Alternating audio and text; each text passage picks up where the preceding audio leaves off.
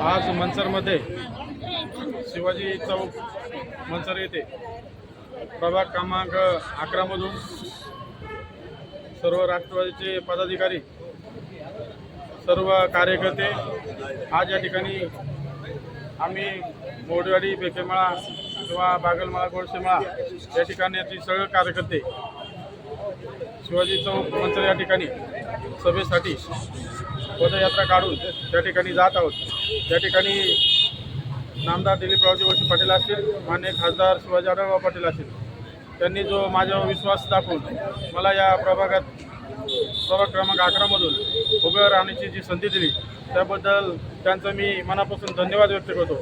आणि यापुढील काळात नामदार साहेब असतील किंवा खासदार साहेब असतील, जी जबाबदारी देतील किंवा जे मला विकास कामं करण्यासाठी जो निधी देतील तो निधी मी माझ्या मोडवाडीमध्ये असेल, बागलमाळ्यामध्ये असेल किंवा गोडसेमाळा असेल, बेकेमाळा असेल या ठिकाणी प्रामाणिकपणे काम करून जास्तीत जास्त निधी आणून विकास कामं करून जनतेची प्रश्न सोडवण्याचा निश्चितपणे प्रयत्न करीन।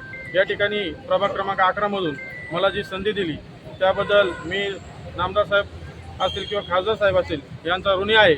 आणि यापुढील काळात आपल्या सर्वांचं सहकार्य आणि आपल्या सर्वांसमोर मतदानाच्या रूपाने मतदान मागण्यासाठी मी आपल्या मोडवाडीमध्ये असेल किंवा बेकेमाळा, बागलमाळा, गोडसेमाळा या ठिकाणी उद्यापासून येत आहे।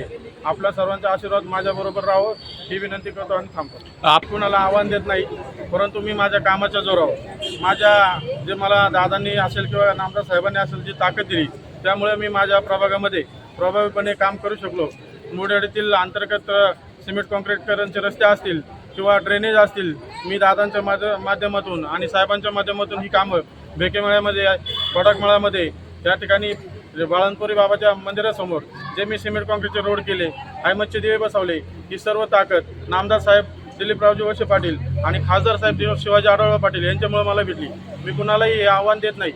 जो जनतेचा माझ्याबरोबर कौल आहे याबद्दल मी जनता माझ्याबरोबर आहे हाच माझा विश्वास आणि मी या सामोरे जाण्यासाठी निवडणुकीच्या जनतेच्या विश्वासावर मी जात आहे। मी कुणालाही आव्हान देत नाही।